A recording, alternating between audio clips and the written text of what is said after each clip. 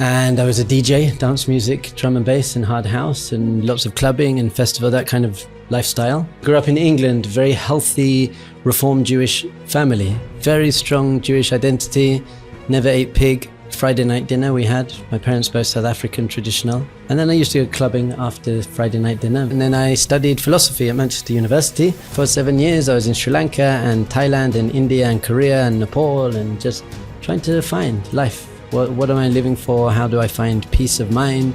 Got a black belt in Taekwondo, brown belt in Aikido, and studied Kung Fu in Shaolin in China. When you were in East Asia, what did you find there? I think the main thing I found was not being a slave to the external world. And Judaism teaches as well that what's going on in your mind really dictates and defines your experience of life. My father passed away, horrible, painful cancer. That's so hard. In front of me, the last 6 weeks, just wasting away. And people have said to me, when my father was dying, I felt Hashem holding me. And I didn't at all. Imuna gets rid of why me, it's not fair, I wish this wasn't happening. But it doesn't get rid of pain, it's still very painful. When my father passed away, that's very painful. So the way you start taking control of your thoughts is to take control of your breath. And that is actually not that hard. And then the more mindful you are of your breathing, the more mindful you'll be of your thoughts. Well, the more your thoughts will calm down because you'll be more present. I'm so excited for this episode. I came into Israel thinking, I don't know how I'm going to get people. Nothing was working out. Walked into the Ish building. And of course, magic happened and God had another plan. This is an episode with Rabbi Dov Ber, who has so much profound insight for us from Thailand and meditation and relationships, and really having a lot of insightful conversations, really unhinged. I learned so much. I learned so much, and I'm so excited. I'm so excited to bring it to you. And of course, before we begin, open up your favorite app other than the Meaningful Minute Plus and SOH Plus app to the Kol Chabad Tzedakah Pushka app, and together, let's give tzedakah, because giving tzedakah brings more light into the world, and we need a lot more light. Press the button. That's it. I think at record time, I feel like maybe that took 1 second, and my pushka is almost filled up. And when it is, I simply press the button, empty pushka, and that money will go to support orphans who are struggling to pay for their weddings. How beautiful. So thank you for being here. Crank the volume and get ready for a very, very special episode. Hi, I'm Tzipora Grodko, and this is the Stories of Hope podcast. So this is very, very exciting for me for multiple reasons. Number one, I've been on multiple Justified trips to Thailand and Peru. And from day one, I was always told about the not infamous, but the Rabbi Dov Ber. And I was always told by Rabbi Jamie, massive shout out, incredible giant. Okay, I think he's coming on the next one. And then I kept going, and I didn't have the luxury of joining one of your trips. So instead, I lassoed you in here, and we're going to have you on our podcast. It's much more local as well. Much more local, much closer than Thailand and Peru. And what you don't know is that while I've been here, I've been running a trip, and it's been incredible, also overwhelming. And Josh, shout out to him, who does our videography, was only available on the day that I'm leaving. We're leaving tonight. And between running the trip and trying to speak to people on a different time difference in America, I really could not connect. And I remember that right before we came into the Ish building to hear you speak, I thought, Hashem, this is really tough, and I don't think I could arrange interviews while I'm here. And fun fact for everybody listening, I don't have a lineup for next week. And I said, if you want me to do this work, I'm going to let you do it. I'm going to stop working hard. I'm going to let you do it. And if you want it to work, it'll work out. And then I bumped into you, and I remember thinking, I could ask Rabbi Dov Ber if he'll join the podcast, but like wishful thinking, what am I like, please? And then somehow I ended up in your office, and you said, sure, not even like, I don't know, I'm not sure. You were like, absolutely. And I thought, this isn't just a person that I got. This is Rabbi Dov Ber agreed to come on my podcast, and you gave me so much enthusiasm that I felt motivated to work harder, and we have a whole lineup today. And it's with a lot of akar satov to you. So thank you. Simcha, thank you. So Rabbi Dov Ber, can you, I don't even need to talk. Please give us a little peek into where you're from and the journey that led you here. Wow. I've never had to answer that question before. I'm going to go very quickly. Grew up in England, very healthy, reformed Jewish family, very strong Jewish identity, never ate pig. And Friday night dinner we had, my parents both South African traditional. And then I used to go clubbing after Friday night dinner, but that was good. And then I studied philosophy at Manchester University. And I was a DJ, dance music, drum and bass and hard house and lots of clubbing and festival, that kind of lifestyle. And I realized very few people are living empowered, joyful, meaningful, happy lives, including myself, and started watching lots of martial arts films and doing meditation and found some more depth to life than what was being offered to me. And when I finished when I finished university, I decided to live in Asia for 6 years. I said I'm going to have a 7-year world journey. There's a terrible film called 7 Years in Tibet with Brad Pitt. I don't know if it's that terrible, but I was like, I'm going to do that. So I went for 7 years. I was in Sri Lanka and Thailand and India and Korea and Nepal and just trying to find life. What am I living for? How do I find peace of mind and meaning and depth and joy? So I volunteered in orphanages and did lots of silent meditation retreats and got a black belt in Taekwondo, brown belt in Aikido, and studied Kung Fu in Shaolin in China, and did lots of hiking in the Himalayas and around Japanese islands. Basically that kind of breakaway, but meaningful travel. I think lots of people just go away and sit on the beach and smoke weed and just chill out. But I was searching for something deep and true. And after 6 years, I was going to go and canoe down the Amazon. Just wanted to canoe down the whole Amazon. Stopped in Israel for 3 weeks, 18 years ago. Never really left. And then I found Rabbi Jamie Cowland, and he was running these trips to Thailand. I speak Thai and Korean and Hindi. And so he asked me to be the educational director, and I did 17 trips to Thailand and 1 to India, 1 to Sri Lanka, 3 to Peru, 3 to Nicaragua, social justice and Jewish meditation and mindfulness. And here I am. Unbelievable. When you were in East Asia, right? Yeah. When you were in East Asia, what did you find there? I think the main thing I found was not being a slave to the external world. There are really 2 major slaveries, which are we're a slave to what other people think of us, to get our self-esteem, what they think, and based on superficial things like my body and my car and how cool I am and things. And we're a slave to the external world to be happy. So if things go my way, then I'm happy. And if they don't, then I'm not.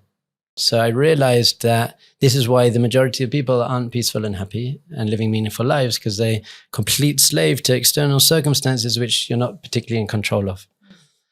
So all of these 10-day silent meditation retreats helped you go a little bit internal and find inner peace. It sounds very corny, but it's really true. And Judaism teaches as well that what's going on in your mind really dictates and defines your experience of life. So most people, rather than learning to control and calm their mind, try to escape their mind through drugs and social media and work and whatever they're doing. And therefore, they never really experience peace and joy just from being. So that's really the main thing that I got from that. Plus, the martial arts was self-control. Very important to be able to do things that are difficult, but that are going to get you somewhere. And I think people nowadays don't want to do that. People want comfort. But when you get beaten up by 6'5" tall taekwondo masters in Korea, it helps you realize I can go through a bit of pain in order to become great. Wow. Usually people experience some form of trauma or despair that leads them towards seeking truth.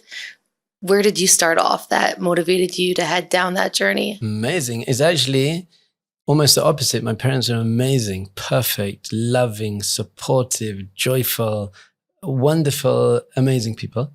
So I didn't have major trauma, but just the general trauma of being a secular teenager is actually quite traumatic, just relationships and sense of self. And so I just realized I'm not particularly happy, and I'm looking around me and people aren't particularly happy.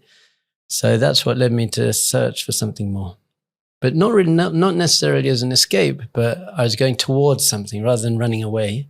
I was running towards greater things. Yeah. And would you find that the simplicity in East Asia highlighted like profundity, like profound truth, or was it the people there? I found the people in general more humble and present and accepting, especially the poorer ones. The richer one had been so Americanized that they were no different. But the general village folk, they were just kind and nice and happy and generous. And we see that throughout the world. Poor people in general are more generous and kind and understanding. And very often, the more privileged someone is, the less gratitude they have. And the more they take things for granted and the more they want. So when you're quite poor, then you really accept what you have. As we know, Ezehu Ashir Samech Bechalko, who's rich, the person who's really happy with what they have, seems to be the more privileged people are, the less grateful they are, and therefore the less happy they are. Yeah, and I wonder if it's easier to access that space of gratitude when you don't have the contrast of social classes. 100%. Much easier, because you're not chasing some American dream of this is what success is. I'm successful if I have this many likes, or if I look like this, or if my job's like this. There's none of that kind of competition. So you can just be, and relationships are better. Family units and friends. It's actually a much healthier society. Yeah. And so how do you access that place of internal peace when you constantly live in contrast of different classes? Like socially in the Jewish community, we're always living in this comparative state of seeing social differences, financial differences, and it can be really difficult to maintain that level of gratitude when there's that challenge that's constantly there. I really think that all our sages, Rabbi Nachman speaks about this a lot, is the futility of ever comparing yourself to anyone. It's just a ridiculous thing to do. Because I've got my journey and they've got their journey. So looking at what they have and having what they had is not doing it. It's just useless. It's pointless. So firstly, to understand that I'm here to become the greatest person I can become.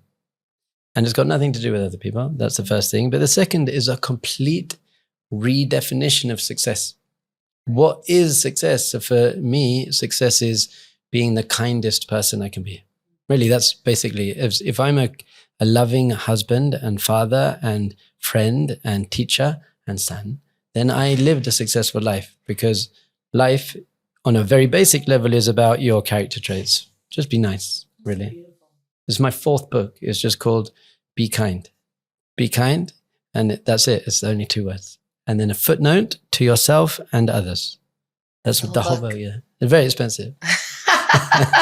So imagine you could actually do this. Imagine you could just be really kind to yourself and stop putting yourself down and pressuring yourself and shame and guilt and that stuff. Just be kind to yourself.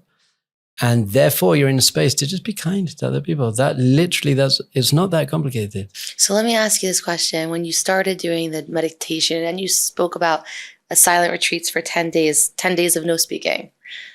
Okay. What happens if you start to do that self-exploration and it's a scary, messy, dark space in there? Yes, that's fantastic. That means you're going somewhere, because you can move through the scary, messy, dark place into your essential place of love and joy and peace. That scary, dark place is actually the Yetzer Hara, then your negative mind, which the more you start trying to become present, gets scared. It doesn't like that. So any boredom or anxiety or doubt or fear that comes up when you're trying to meditate means that you're actually about to push through to some peace. Because on the other side of boredom, on the other side of anxiety, is actually your soul, your neshama is there. So the Yetzer Hara fights it. The Yetzer Hara doesn't like it. So to give your mind a chance to settle. Like in my Thai monastery, we had a pond. And one day my friend, who was the monk, and it was a clear, beautiful pond, he jumped in and he jumped up and down and stumped. And obviously all the mud and sediment came up, and he got out and he said, look at the pond. And it was cloudy and murky. And he said, just wait. And after 5 minutes, it had settled down again. And it was completely pure and clean. And he said, that's what your mind is. Your mind, you get prodded from the outside world and people insult you or things happen. So then your mind gets cloudy. But if you can just be quiet, then, and it does take practice, your mind just starts to calm down at some point, and then you find clarity and calm. And then the ultimate level is to dig up all the mud and sediment and get rid of it. So even if people do jump in there, you maintain your presence and calmness. Yeah, it's actually really comforting, because I think the impetus in people's attempt to try to gain that clarity is oh, but I don't like how it looks there. And to hear, great, that means you're looking. Yeah. And that's the first step towards getting there, can be encouraging and help you progress forward. And to be able to observe that. But it also takes bravery. Yes. Yeah. But the bravery comes from knowing the outcome. It's very scary if you don't know the end of the story. But if you know the end of the story, then you don't need as much bravery. You still need some. What do you mean by end of the story? This is a bit intense. I remember Agam Berger. She was a hostage. So her parents came to Aish about 6 weeks after she was kidnapped, 6 weeks after October 7th. And the Aish asked me to speak to them and give them chizuk. And I was like, I don't have anything to say. So we're on the roof, and I said to them, look, Jewish history has been full of trauma and pain. And we always come back, and we're always resilient, and we're always growing. And the Tanakh really is still being written, the story of the Jewish people. So for whatever reason, and you wouldn't have chosen this, but now you've been thrust into this position of playing a major role in Jewish history. If the Tanakh was still actually being written, your names would be in the Tanakh. But we know for a fact that there will be a Beit HaMikdash. We know there will be much. So I know the end of the story. So that doesn't make it easier. It doesn't heal the pain, but it gives us hope and light. But not just, I hope. It's real hope, because I know the end. I know what's coming. So an example I once gave was, imagine it's the Super Bowl final and you can't watch it live. So you record it, and your favorite team's playing and you're very excited, and you don't tell me the results, but then someone before you watch it says that your team won. So then you're a bit upset, but then you're now watching it and your team goes far behind, and you're thinking, but now that you know that you're going to win, you're not so freaked out when bad things happen. So if you know for a fact that by focusing on your breath and training your mind, you will break through to your soul and peace, then it gives you strength and courage for the journey, although the journey is still difficult and painful. That's powerful. I love remembering that things aren't so complicated. We're just not looking in the right place for the resources. Like Tanakh shows us that Hashem's all into the plot twist. It's always dramatic and scary, and seems like everything is not in our favor.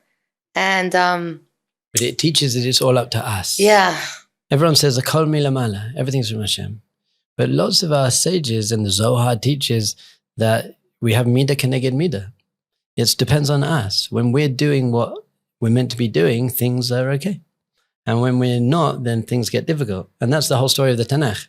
We start serving idols, things get bad. So then we do tshuva, things are good again. So it's really Hashem tzilcha. Hashem is our shadow, which means we're in control in a way. Hashem responds to us, which is incredibly empowering. So you seem very, very connected to Hashem. And I'm wondering if you've experienced any chapters of this journey where you felt like God was unjust. You've invested so much and you were expecting him to follow through, midah style, and there was a plot twist. Is there a memory that comes to mind of a time like that? Well, the main one is my father passed away, horrible, painful cancer. That's so hard. Really, in front of the last 6 weeks, just wasting away. And people have said to me, when my father was dying, I felt Hashem holding me. And I didn't at all. I never felt less connected to Hashem. But I have my avoda, and I still got up and I davened and I did everything, but I felt very abandoned. Yeah. And it's a very painful feeling to just be completely abandoned when you need Hashem the most. But once again, I think because of my training of sitting on my own in temples and caves and stuff, I almost said to Hashem, you know what? I don't need you. I'm okay. I believe in you. It's cool, but I'll do my stuff. I'll do it. Some people, they say, I'm praying mincha. I'm davening mincha. I just don't feel it. And I say, okay, I don't need to feel it. This is my avoda. I'm just going to do what I need to do. I'm just going to this is what I'm doing for now. And Rabbi Nachman calls it ratzov v'shov. Sometimes we feel very connected and enlightened and full of vitality. And sometimes we feel completely abandoned.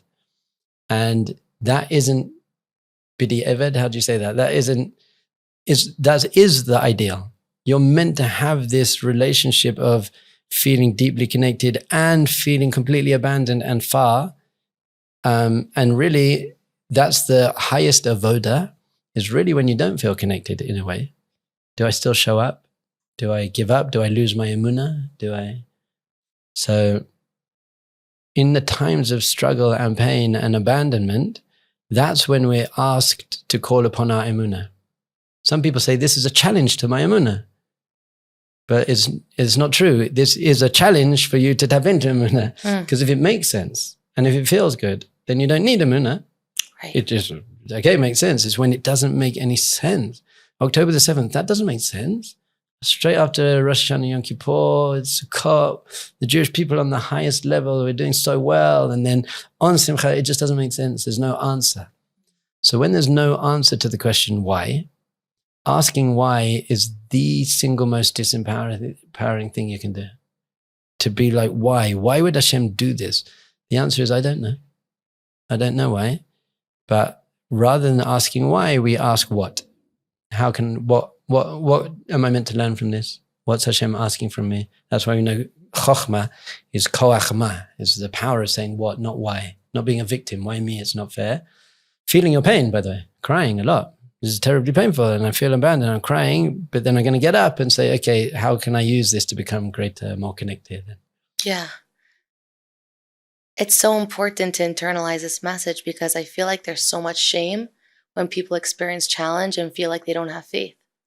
And what I'm hearing from you, Rabbi Dov Ber, and correct me if I'm wrong, it's you don't need to always feel faithful when you are in pain.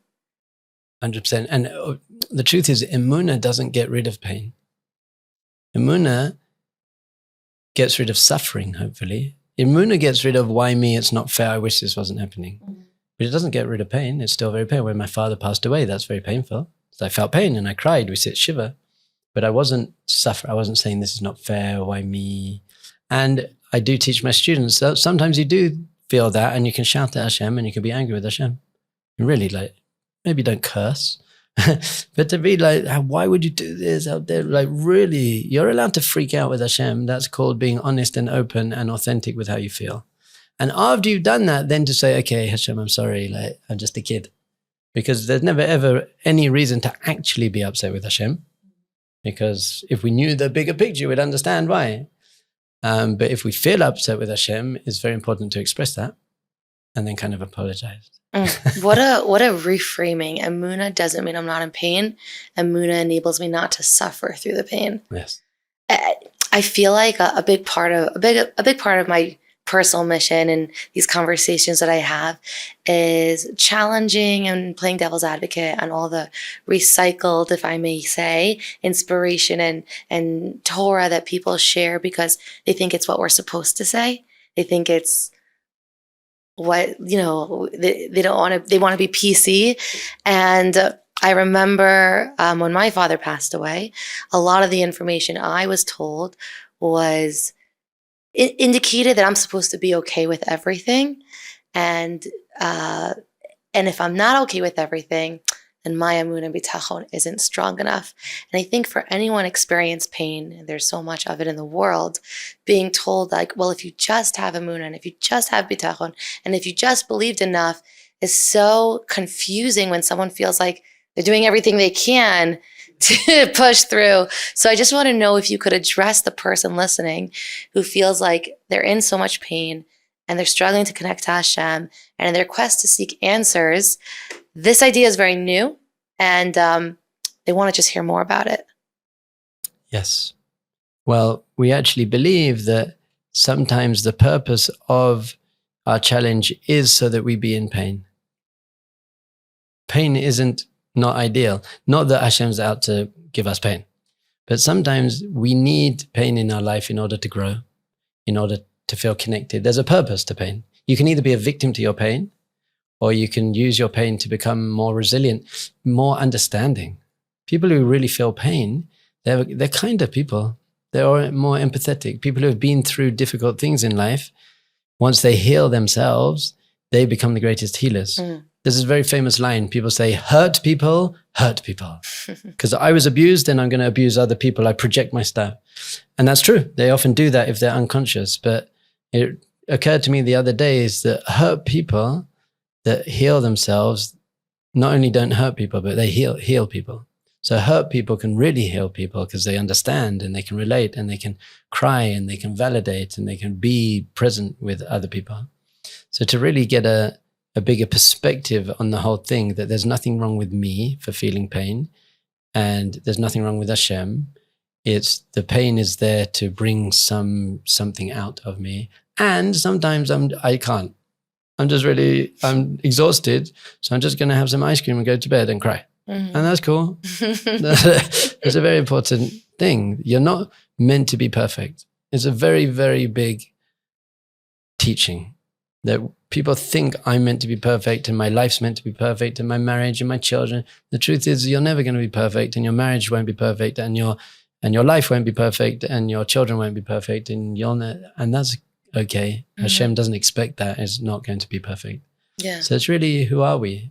Who are we going to be in the face of our own and other people's and the world's imperfection? Yeah. And to tie it back to the beginning of everything you said, of feeling confident and comfortable with yourself, what's shame's role in Judaism? Because I feel like there's so much shame and it's the opposite of feeling confident and comfortable with who you are. And unfortunately, sometimes shame could be used as a misdirected, as a motivator for people to change. And that's so toxic and unhealthy. Yes, awful. Ugh. Shame and guilt have no place in Judaism. None. There's something called charata, which means remorse. And the main difference between shame, guilt, and remorse is, in general, shame is there's something wrong with me. There's something wrong with me. Remorse is the opposite. Remorse is I'm actually good. So I feel upset with myself for letting myself down. But I'm going to use that feeling of disappointment to do better next time. That's healthy. But guilt and shame and putting yourself down is just it just doesn't work. We actually find this at the beginning of the Torah, Cain and Abel.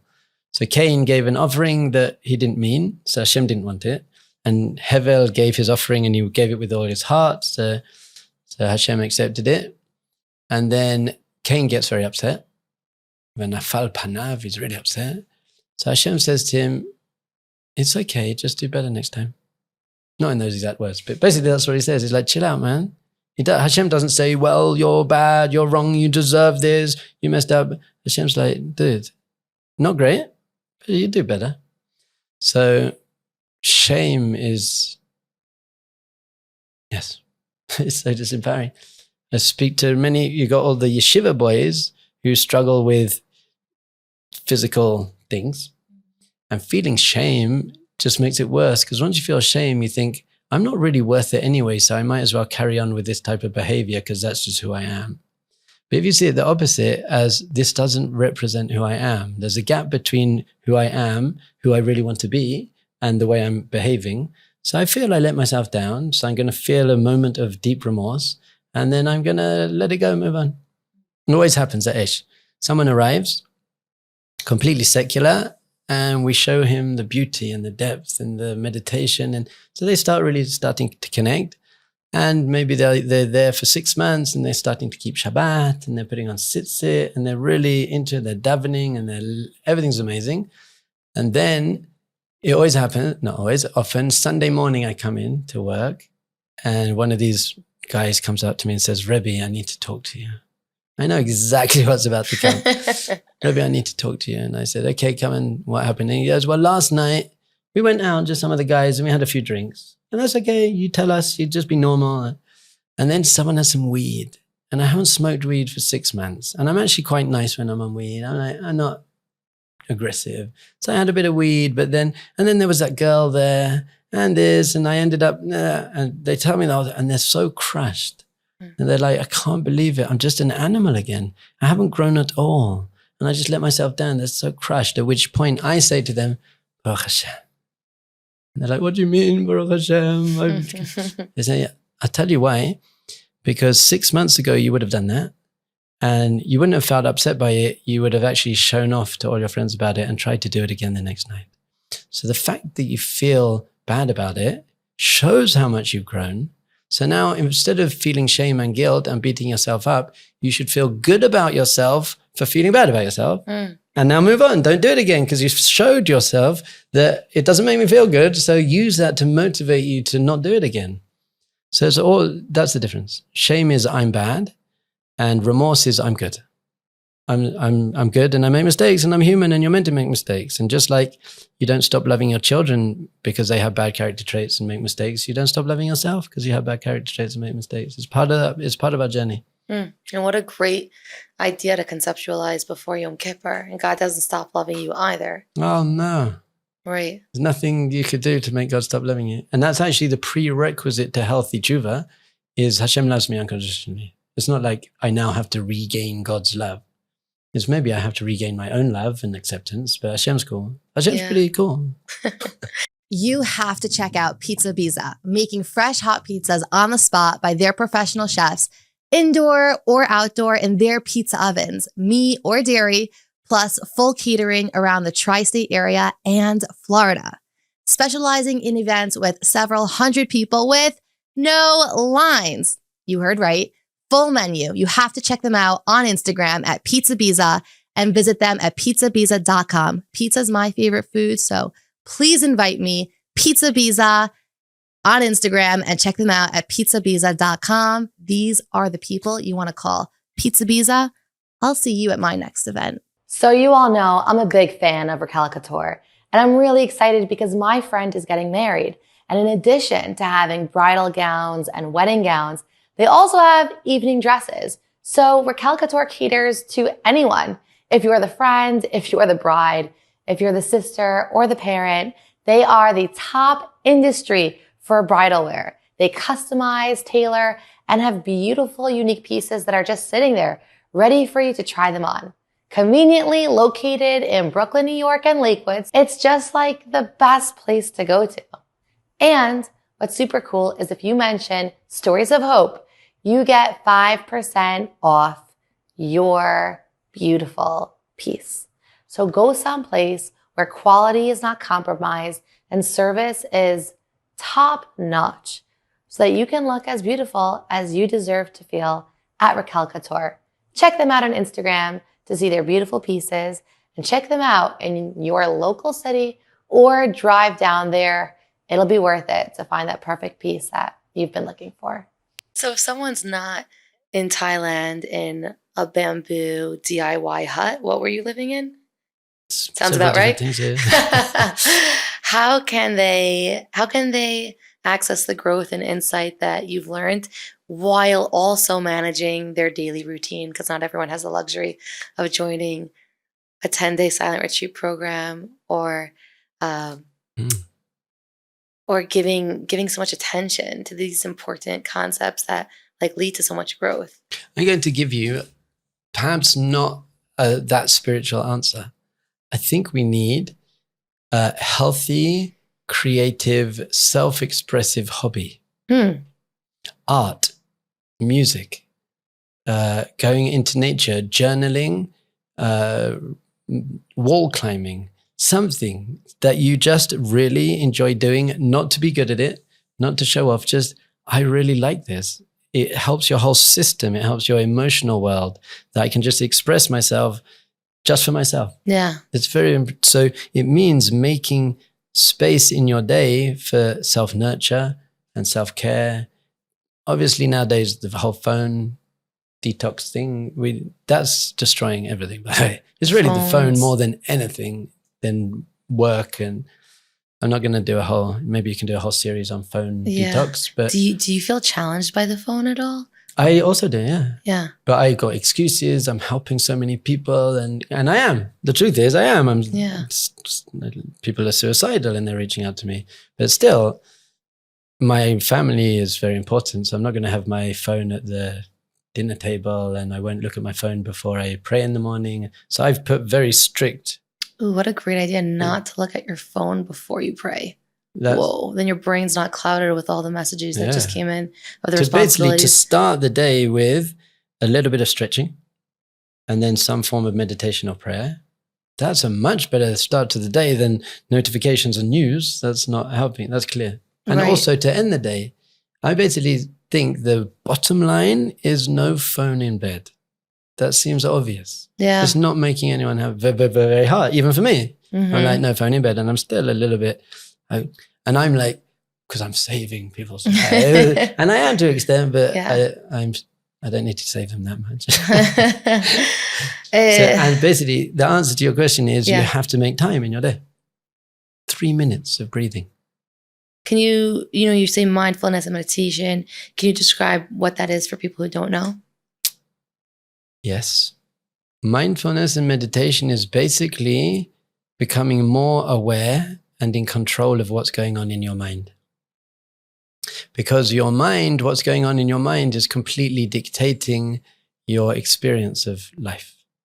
The soundtrack in your head creates your experience of life. I often give the example of a car journey.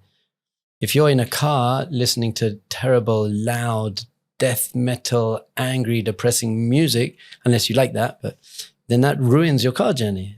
But if you're listening to like Zusha, then you're going to have a great journey. So you have a soundtrack in your head. And for most people, they're not in control of it at all. And for most people, the vast majority of what's playing in their head is not uplifting and kind and conscious and sweet and loving and playful and joyful. People are very uptight, lots of anxiety, lots of worry what people think about me and chasing and can't make decisions and thinking about the past and thinking about the future. So really mindfulness is the practice of becoming a lot more present and a lot more aware, and then starting to change your soundtrack, starting to choose what you want to have playing in your head. Because you have a journey through your day and you want to be choosing a nice soundtrack to come with you. Yeah. And so practically speaking, what does that look like if someone is ready to try it? I think the most basic thing is use your breath. How does that work? Because everything inside you is completely not conscious and not in your control. For example, your heartbeat and your digestive system, it's just happening. Thank God, by the way. But when you're asleep, it's just happening without you being aware of it. All of your external things like eating and playing tennis and writing, that's completely conscious and in your control. Yeah. Your thoughts and your breath are either. Your breath is going, if you're not conscious, you're not aware of it, it's just going all the time, awake, asleep. And thoughts are just going all the time. So therefore, they're very connected because those two, you can start taking control of them. So the way you start taking control of your thoughts is to take control of your breath. And that is actually not that hard. Just to take one very deep breath through your nose really sends a message to your system that I'm secure, I'm safe, I'm okay. And it brings you into the present moment because the mind's always past or future, hoping and planning and anxious and worried or think about the past, guilt and regret. And so your breath brings you into the present moment. And then your breath, neshima, connects you to your soul, your neshama. At the beginning of the Torah, Hashem blew your soul in through your nose. That's why we breathe through our nose. I speak to lots of people and they're actually telling me all their issues and their problems, and I give them some quite simple advice. And often they just go, and I say to them, I don't think you've breathed for 10 years. And often they say, you're right. I'm living holding my breath. Whoa. Yeah. So just to tap back into your breath, which is literally your life force, it's calming your system, bringing you into the present moment, bringing you into your neshama, just that. So to make it super practical, can someone do this on their way, a mom on their way to carpool to drop off a kid? Can someone do this when they're in shul right before they open their sitter? Can someone do this? You can only do this when breath is available. What does that mean? All the time. Your breath is always available and it's free and it's just there. So whilst you're waiting to pick up your kids, take a few deep breaths. When you're about to step into Shemona Esrei, take a breath. Someone speaks to you, and before you react and say something negative and painful and hurtful, just take a breath. Just one deep breath. In through your nose, out through your mouth. Best in and out through your nose, if you can, but Okay. in through nose, out through mouth. And then the more mindful you are of your breathing, the more mindful you'll be of your thoughts. Well, the more your thoughts will calm down because you'll be more present. And then once you're more present and calm, then yes, you can start then choosing which thoughts to engage in. Okay. You really don't have to engage in every thought that comes into your mind. In fact, most people shouldn't engage in most of the thoughts. People make their thoughts very, very significant. But once you're basically just a little bit further back, and then you can see thoughts, and then you can choose, is that helping me? Is that a healthy thought? Right. I often use the example of buses. You don't get on every bus that comes along, but you don't fight it or repress it or judge it or analyze yourself, or you just let it go. Yeah. So that's not my bus. Yeah. Let them go. So here's my question. I mean, I've got many, but we're going to start with this one. There are many people who feel like they must be busy all the time. Is that unhealthy? Extremely. It's extremely unhealthy. But because why are they being busy all the time? Because they're escaping from their own mind. Because if I'm not distracted, then I'm going to have to sit with myself. Mm-hmm. And that's very challenging. But it's the other way around. You have to be able to just sit by yourself to be able to even have a chance of calming your mind. So you're right. Most people's life is just, I'm running and achieving. Some people are doing great things, by the way, but it's just running and running to get away from just being present. And we know spiritual experience is only in the present moment. Hashem's name, Yud and Hey and Vav and Hey. Hey, Vav, Hey is Hoveh, which means present. Mm-hmm. And Yud is continuous. So Hashem is the continuous present moment. The past literally doesn't exist, and the future literally doesn't exist. But most people are living in the past and the future, which is crazy. People aren't living, you're not being present, miss their whole life. And that the portal, the access way to the present is your breath. Just breathe. So if life's feeling overwhelming, do you think it's like top priority for someone to explore and carve out the things that are making it feel like too much? It depends, because if you're doing positive things, you're running singles events and doing this. So don't stop doing those things, but it means you also have to have the separate time just for self-nurture. Otherwise, eventually you just get worn out. Yeah. And it's just too much. Is there a number of how much time for self? I don't think there's a number, but it definitely needs to be a priority. Right. So this is something that I definitely feel like I learned it. Maybe it was even from you. I don't remember. That I can only speak amongst the woman. Mindfulness is advertised as self-care in reference to like physical self-care. So, I mean, it might be therapy. It might be getting your nails done, anything beautifying. And I remember learning that that's actually a distraction, that the ideal mindfulness is being present wherever you are with whatever you're doing. Absolutely. But you can only do that if your mind isn't past or future, comparing and doubting and wishing and hoping. Right.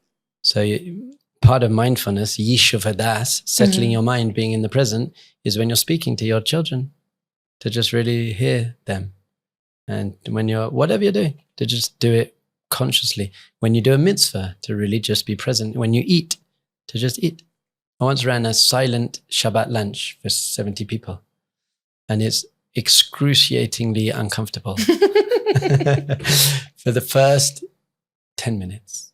And then it becomes amazing. That's a really long time of silence. 10 minutes. I know. 70 people. Yeah, but it was the whole lunch was 45 minutes, an hour. But the first 10 minutes is very weird, and people are giggling a bit and very uncomfortable. But then they realize, I'm just going to be present.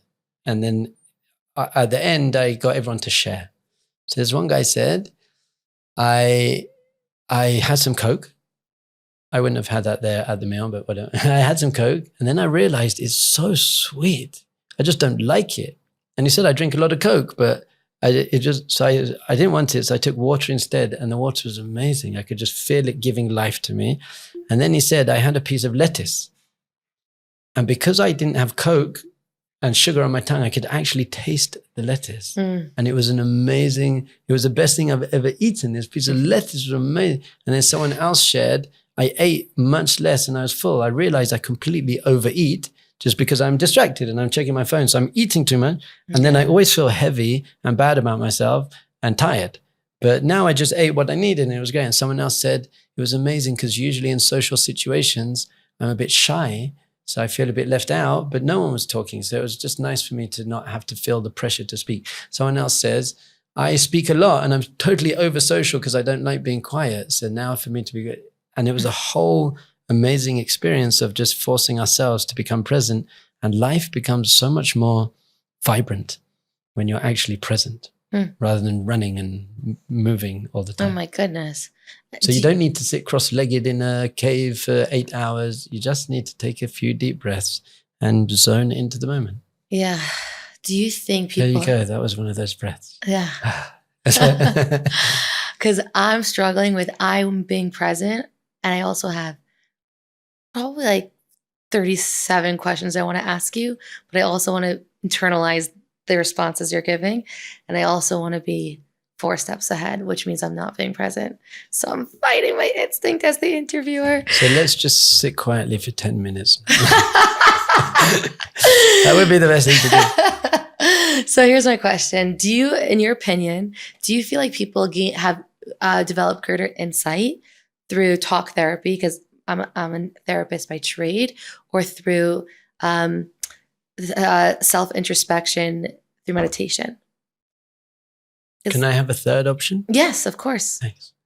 In general, if the talk therapy is also giving practical tools, okay, NLP, narrative therapy, CBT, all of that, then that's okay.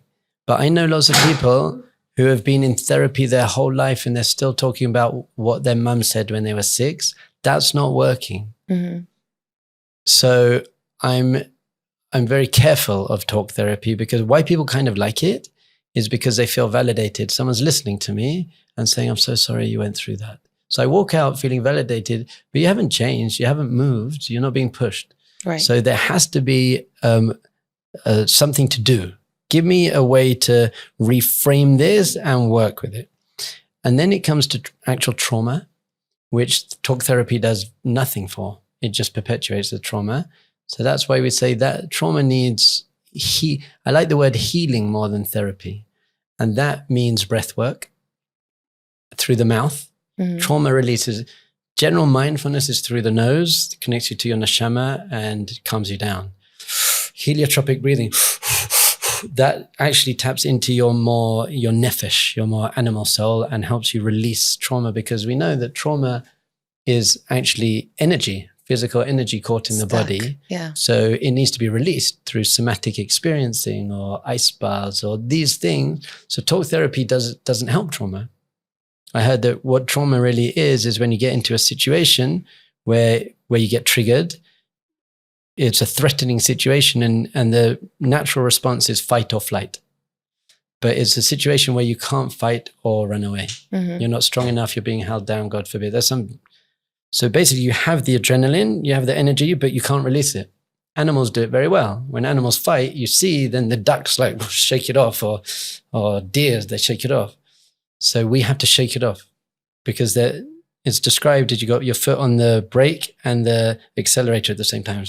So the energy caught in your body isn't released by talking about it. It's released by shaking or EMDR or something. You got to release the trauma. Yeah. And just speaking about it and going over it is actually just perpetuating it. If you've ever wanted something more than anything in the world, then you've probably tried a segula or two. And if you're anything like me, then you've been dejected and disappointed when it seems like it didn't work. And that's why I love this organization called Better Than a Segula.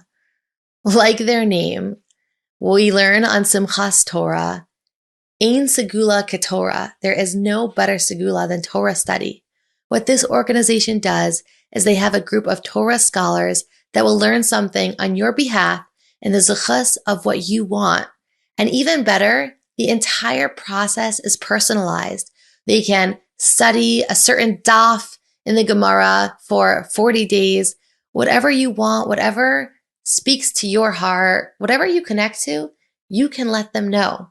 So if this is something that you would find supportive, inspiring, and encouraging, you can contact them by either clicking the show notes below or take out your phone and call them at 732-364-7029.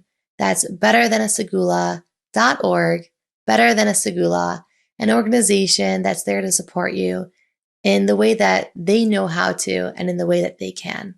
Rabbi Dov Ber, in your experience, do you feel like people are accessing the right resources to help them heal? I know today there's a lot of, there's accelerated forms of healing, there's medicinal. What do you find to...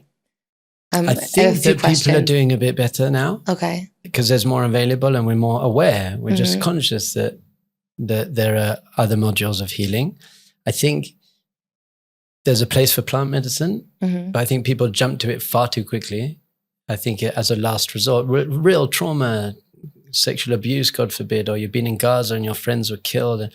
Sometimes the only thing is to break you out of that, ketamine, whatever it is. But I think people are jumping to it too quickly as a crutch, even though we could do a whole podcast on psychedelics. So I think there is a place for it. But I think it's actually in the long term healthier if we can deal with it through mindfulness, emunah, and physical therapy. Deep body work, breath work, doing that is actually more sustainable and powerful. Now, if someone's done that for many years and they're still very dysfunctional and depressed, then maybe there's a place for some medicinal help. Understanding, though, that medicines are for sick people, so the goal would be to wean ourselves off it.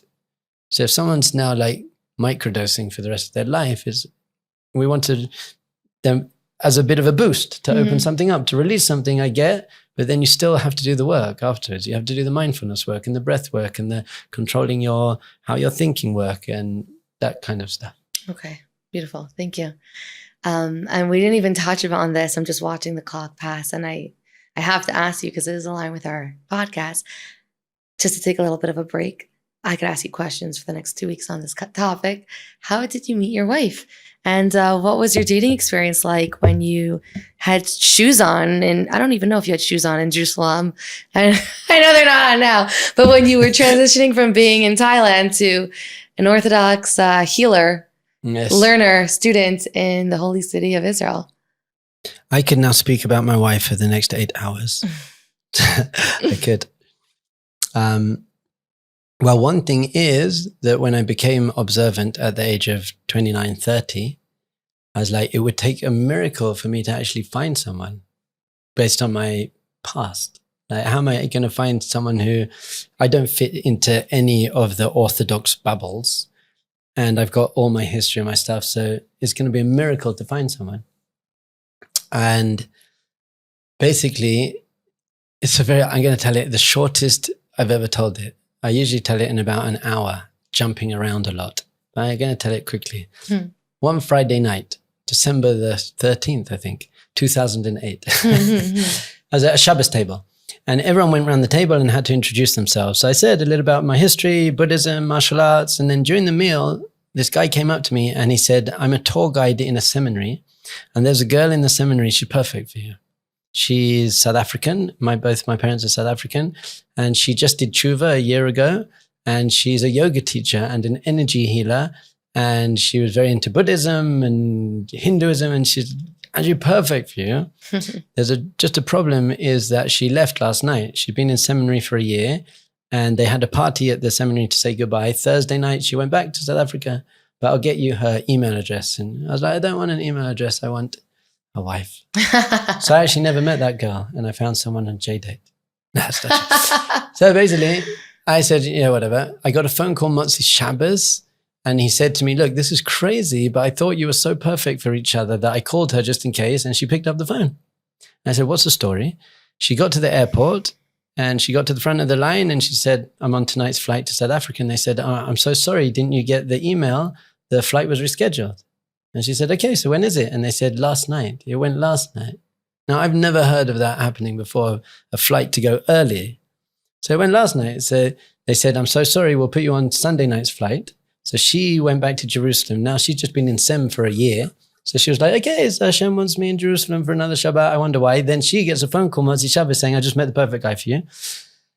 So then we met and we arranged to meet at the King David Hotel. But we're not that type of people. We said, we just meet there. I don't know if you've been to the King David Hotel, but outside the front, it's got those big pillars. Mm-hmm. So actually it's like a chuppah. Mm-hmm. So I was waiting for her under the chuppah the first time I saw her. She was walking to me and it was raining a little bit and she walked towards me and then she walked around me 7 times. And then, so we met there and then we basically went to a little cafe around the corner. And until this point, I'd met 7 girls. I've been set up on 7 shidduch dates. Every one of them, after about 1 minute, I was like, not my wife. Lovely, just not my wife. Here's a very important story. I was told about this one girl by 4 different people who could not have known each other. This person said, you have to meet her. And it was all, it says, the most unbelievable hashgacha practice. That from different areas of my life, I was like, this must be my wife. I met her after 1 minute. I was like, that's not my wife. It's a different lesson, but not always is hashgacha practice the defining thing. Anyway, so every girl I'd met after 1 minute, not my wife's, but this one, after about 2 minutes, I was like, I think that's my wife. I'm pretty sure that was my wife. She's still trying to decide about me. So, are you sure? So then we spoke for 3 hours and I walked her home in the rain and I dropped her off and I walked home and I was like, I just met my wife. Amazing. Once again, I don't think that's an important thing. I know lots of the best marriages we weren't sure at first. And it was slow. So I think people expect the first time we meet, there's going to be fireworks and it's just not true. And often it's the other way. Often the first time you meet is like, this is perfectly it. Turns out to not be it. Very important to understand that. Anyway, but I was like, that's my wife. So then we met the next morning, Sunday morning, and it was amazing. And we were talking. So then I said to her, look, why don't you just extend a little bit? Because your flight is tonight. And it was a bit intense after like one day. I was going to England on Thursday anyway, and her dad hadn't seen her for a year and said, come back. So she went to the El Al office and said, I'm on tonight's flight and I'm thinking of postponing the flight. How much does it cost? And they asked, what's your name? And she said, Oriana. And they looked and he looked up and he said, look, I'm actually sorry you haven't been put on tonight's flight. You're just not on tonight's flight. I was like, what? Yeah. Hashem controls El Al. So then we met again. Monday morning we met again. Tuesday she finally went home. But by that time I was like, that's my wife. And I actually found out that her seminary had set her up to meet someone in Johannesburg when she got back. But obviously she met me first.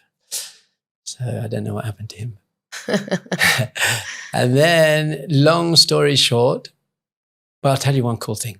The next week, on Thursday, I got to England just before Hanukkah or during Hanukkah. And I was telling my mummy about her. My mummy is the best mummy. I was like, Mummy, I met a girl. And she said, tell me about her. And said, she's South African, yoga teacher. And after a minute, my mum said, hold on, what's her name? And I said, Oriana. And my mum said, it's Bashat. And she's not religious, my mum. And I said, why? What's going on? And she said 3 months earlier in October, she'd been in South Africa having lunch with her best friend from school. And her best friend's daughter-in-law came in. And my mum was talking about me. And her best friend from school's daughter-in-law said, wow, your son sounds perfect for my best friend. She's learning in seminary. She's called Oriana. So my mum knew all about her. That's crazy. It's crazy. And it gets crazier. Watch this. A week later, I'm lying on the floor of my bedroom where I grew up, talking to her. She's in South Africa. And she said to me, how do you think it's going? And I think she was saying, should we carry on? Long distance is hard. And I don't know where these words came from, but I said, I think we're going to get married in June. And that really freaked her out. And she put down the phone. I never spoke to that girl ever again. Found someone else on JSwipe. That's not true. Basically, what happened was, and I found out about this later, she put down the phone and she called her best friend from seminary, Chaya. And she said, you're not going to believe what happened, but the guy I'm dating, I've just been with him for like 10 days, just said to me that he thinks we're going to get married in June. And Chaya freaked out. She was like, no way. Why? Earlier that year in May, they'd been on a camping trip to Mitzpeh Ramon and they shared a tent. And my wife woke up and said, I just had a very, very vivid dream that I'm going to get married next year in June. I'm not joking. I don't know what to say to these things. Yeah, it's unbelievable. So, wow. So basically, at that point, I met her rabbi. Terrible mistake. I basically went into his house I took off my shoes because I don't like wearing shoes in the house. And then he said to me, tell me all about you. So I told him all about me.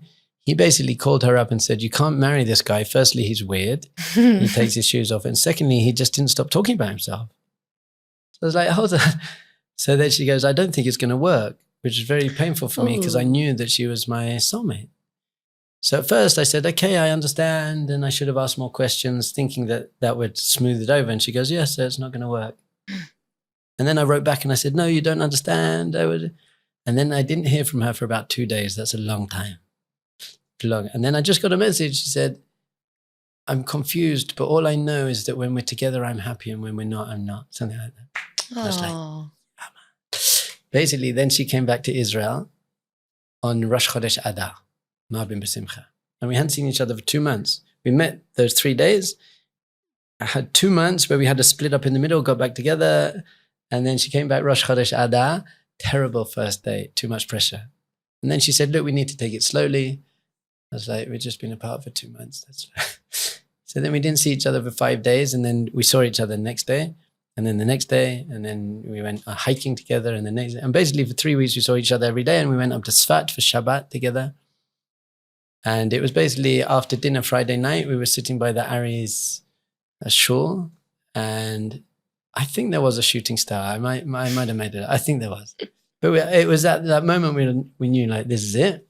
And then on the bus back to Jerusalem, I was playing the guitar and showing off. And then everyone went to sleep. It was just me and her. And I said to her, you know, it's quite difficult to make it financially in Israel. She looked at me and she said, I think we'll be okay. I was like, whip. So I got off the bus, never saw her. And then we got engaged, Rosh Chodesh Nisan. And then I went to India for 2 months because I used to run these trips, not justify other trips to India. So I went for 2 months. Without her? Without her. They say it's good during the engagement to be apart. Right. And so in those 2 months, she made Aliyah. And I was in India and volunteering in some orphanages and teaching meditation to Thai backpackers. And then I got back 3 weeks before the wedding. And we were married on June the 29th. Wow. It's like, it's a bizarre story, but I wouldn't expect anything other than bizarre. And how old were the two of you when you got married? I was 31 and she was 20. She was 29. Beautiful. Yes, it's amazing. Wow. And, you know, I'm curious to hear in this story when you mentioned that her rabbi had this impression that you weren't someone that would be a good fit for her. What message would you give to mentors who play that role of trying to guide during dating? It's a very crucial role that holds a lot of responsibility. And I feel, in my humble opinion, that people are very quick to take credit and very, very, very slow to take responsibility. When things work out, I helped. When things don't work out, well, you know, it's in your hands. It's your choice. And that's something that I've seen way too often. Unfortunately, a lot of sadness, a lot of damage. So what would you tell someone in that position from someone that was in that position? I want to tell you a very quick other story. Yeah. We were just been married for a few months. And then we never argue. We just communicate in a healthy, but we upset each other. And she spoke to one of her mentors who'd never met me. Mm-hmm. And she said, you should divorce him. And then it turned out later that she'd seen a picture of someone else. She thought it was me. And she was like this spiritual woman. And she said, I can see he's not the right person for you. But it wasn't me. The picture wasn't me. Oh my goodness. Crazy. Anyway, that was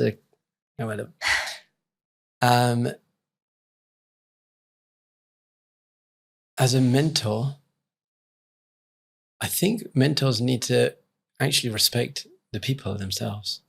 Understand, you know, I know, but it's true. We have to be careful because a mentor does see more, does know.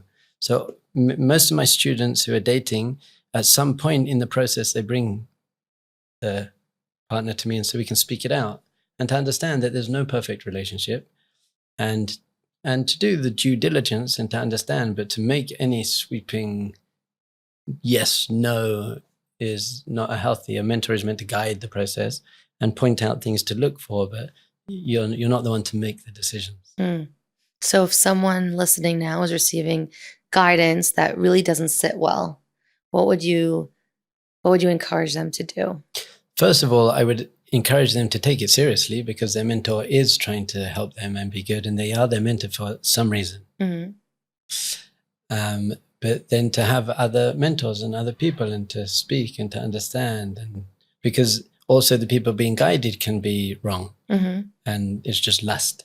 And so the mentors usually have seen many bad relationships. I actually call myself the anti-shadchan. What does that mean? I know when people are not meant to be together, but I still don't say that. I just say you should be aware of this, and only when we've got together, all of us together, so we can express ourselves. A very, very important thing in relationships is to have a third party who can help guide before you're engaged, and not to rush. Everyone's rushing. My friend, she's 20 and she's already got 3 children, and I'm 20 and a half, and I was like, whoa, chill. This whole getting married, well, we've had 10 dates and it's all good, and it feels so good. And people say, get married. If it's feeling so great, get married now before it wears out. I'm like, no, don't. Wait until it's worn out. Wait until it's not perfect, and see if you can work through that. And if you can, then you're ready to get married, because it's not going to be perfect. Relationships aren't perfect. So I think there's a lot of pressure in the frum world, from the mentors, but also from the people themselves. That, this is it. I've got to be married now. And it is very, very, very unhealthy. I think the whole system's quite unhealthy. Pressure to be married. Very unhealthy. It doesn't make sense that there should be any pressure. I think that pressure clouds judgment.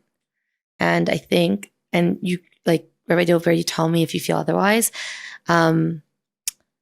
There's a lot of talk on, there's so much divorce. We live in a fast-paced generation, instant gratification. And I feel like a lot of that could be prevented if there isn't pressure, if there's time to see how you feel, see how both parties are. I don't know. How do you feel? Yes. I'm like, and this even from the secular world I come from, this even feels a bit weird saying it.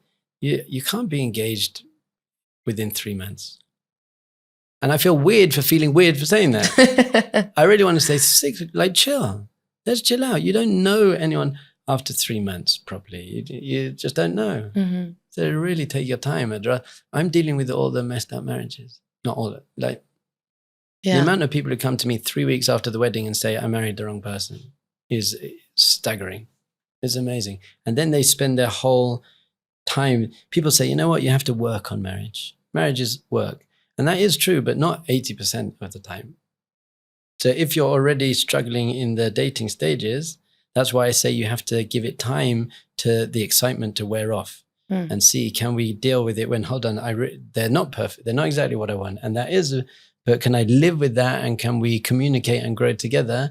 If you get engaged too quickly, you don't get that opportunity. And people say, no, but the Yetzer, get married now, engage now, because the Yetzer Hara is going to come in. And I say, yes, let it come in. Can you deal with it? Yeah. And so what do you think is the cause of a lot of those people that come to you that say, I feel like I made the wrong choice? I think they didn't know each other very well. I really did. Yeah. I just think, and also people don't have a healthy enough sense of self. So they're getting into relationships for the wrong reason. The real prerequisite for having a healthy relationship is to be an emotionally balanced human being. Right. And I guess you would think, if today, more than ever, if we struggle to connect to ourselves, then we would need more time in a relationship. Because otherwise the relationship's very needy, and I'm just in the relationship because I need to feel good, or I need this. So that's not a healthy way to enter a relationship. In fact, I tell all the guys at Aish, they say, when am I ready to get married? I say to them, when you're ready to put someone else's needs above your own, in a joyful way, not in a resentful way. It's like, it's not about me, it's about them, it's about the relationship. And I say, when you go on a date, just be yourself. And people say, well, what if they don't like me? I'm like, then you shouldn't marry them. So be yourself, be normal, chill out. Yes. So people are putting on some kind of persona to impress each other. So then they get engaged. But then they realize, I'm not you and you're not you. And they're like, Isn't that so silly? The So- math doesn't math. That's very strange. Makes absolutely no sense. So I And- have found that the older people, the people who get engaged and married when they're older, 26, 27, 28, they're having better marriages. They Not are that I having think- better Yeah, marriages. 100%, because they're more mature, they know themselves, and they're not that I think, hey, you should all get engaged at the right time, visit to the right person, but there's no rush, no pressure. Mm. You want to be healthy in yourself and find a healthy relationship. And in general, your average 20-year-old that isn't and can't. So they're suddenly stuck with crying babies and a husband who's completely emotionally unaware. Mm. But you're jealous of them because they're married with kids, and they're like, I'm jealous of you. I wish I hadn't got married again. Yeah. Yeah. You know, I met with, I had the pleasure of meeting with Rabbi Taub, and it was a night of challenging the classic shidduch questions. And so the concept of hishtadlut came up. Like, what are we supposed to do? Like, are we supposed to wash 7 times and eat bread? Erev Yom Kippur? Are we supposed to put a feather under our pillow? You know, there's all these concepts of segulas and what do we do? And I loved his answer. He said, the best hishtadlus that someone can do is focus on becoming the best version of themselves. And I wanted to ask you that same question. Absolutely. That's what we just said. Right. The best way to be a healthy spouse and a healthy parent is to be a healthy person. So once you have presence and you're not overly needy, obviously you don't need to be perfect. We're not perfect, but I'm getting into the relationship to have a partnership and to invest in the relationship, not because I need someone to cover up all my lackings, and because it doesn't work, because they won't be able to, and then you'll take it out on them and it's not really their fault. So true. And so what would you say is the ratio, the percentage of how hard, and I don't even know if that's the right word, because really it should probably be like how rich the relationship is, but how hard should a marriage be? If you could even quantify that, because people do say all of the time, marriage is hard, and oh, you think you just want to get married? Trust me, it's really hard, and It shouldn't be that it's hard. honestly like really not motivating. It doesn't make you want it more. It makes you and it shouldn't concerned. Be that, it shouldn't be that hard. It should be, I realize it's not perfect, so we're going to work on it, and but if it's just constant, that's why you need to date for a long time. I've got many people, they date and then they split up and they get back together and split up and get back. And like, if this is happening before you're even married, it doesn't get better after marriage. But they say, no, we got to commit and work on the relationship. It's like, not that much though. If you have to work on it 80% of the time and enjoy it 20%, that's not okay. Right. So I don't know what the exact number is, but you have to be prepared to put in the work, but not to like completely hold it together. We're holding our relationship together all the time. Yeah. And what would be a last thought that you would share for anyone listening who is struggling to feel happy, feels incomplete, feels like they're waiting instead of living? There's so much you've shared right now in this moment. But I guess I'll speak specifically to shidduchim, because that is my bias and focus of the podcast. What would you say to someone that feels incomplete in this stage? I just want to give them a hug.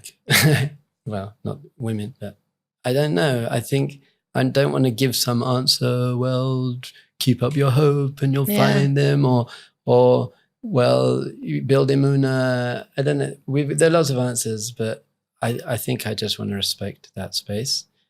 One thing in general is to, and it's hard though, even my answer, I feel embarrassed saying it, is that it can't be your whole existence. What people do, they tend to identify with their pain, and it becomes their whole existence and sense of self. So what we have to do is completely validate and feel the pain, but keep going. I hate saying that. I'm so sorry. But also, like, no, it's powerful. Kindness to help other people. You can still live a very meaningful life without being married, but it's very hard because lots of Jewish life is about family and bar mitzvahs and chagim, and I don't want to answer that question. Sorry. Thank you. I think that was actually one of the most healing answers people can hear. A hug speaks much louder than words. Yeah. And that was really important. Like, it shouldn't be our identity. And unfortunately, one of the challenges is that in community, when you identify through family, you don't have one yet, you can feel like it's your identity. And it's always in your face. Yeah. And aunties have been like, when are you? It's like, Yeah, shut up. exactly. But That's why I also think things like meaningful hobbies and still doing meaningful stuff, not putting my whole existence on that one thing, but being real with it. Yeah. Extraordinary. I'm so grateful. Thank you so much, Rabbi Dov Ber, for coming in and enriching us with everything that you've learned along the way. Thank you for what you're doing for the Jewish people. It's very good, empowering, giving hope and inspiration. Amen. Thank you. Mitzvahs. If your brain is racing, so was mine. I feel like you needed a notebook for this episode to write down a lot of information, and you can always rewatch it. You can always listen to it again. And honestly, I feel like this would be a great book club episode. Like, call up your friends, ask them their opinion, bring it up at the table. What did they think, especially in the last 15 minutes with all those hot topics related to dating? I want to debrief with someone. So if you watch this episode and have a lot of thoughts and feelings, I want to hear them in the comment section below. I really, really, really, really do. It was really, really valuable. And we're always trying to bring you new content. So if there's something else you want to see that you don't see here, please let me know. If you've been enjoying SOH Plus, please let me know. And if you want other people to enjoy SOH Plus, then believe it or not everyone can. Not everyone has access. We're constantly throwing out discounts because we want everyone to have equal access. And believe it or not, whether it's a single parent, whether it's a struggling parent, whether it's a struggling single, not everyone feels like they can justify spending that money. So if you want to do something really powerful and transformative and sponsor someone's subscription, $180. If you want to do that, all you need to do is reach out and let me know. And even more, we will get a thank you letter from that person that you sponsor, so you see firsthand what a difference it made. You can sponsor in the merit of something you want. You could sponsor in the merit of someone you lost. It's so simple and it's so personal and real. So all you need to do is let me know by sending me an email to www.soh@meaningfulminute.org. Yeah? There's been a lot of episodes today, so I'm a little confused. You know what it is. It'll be written down below in the comment section, or it'll be written in the show notes below. And if not, there's no pressure. We're so grateful to have you here. Thank you for coming, and I'll see you next week.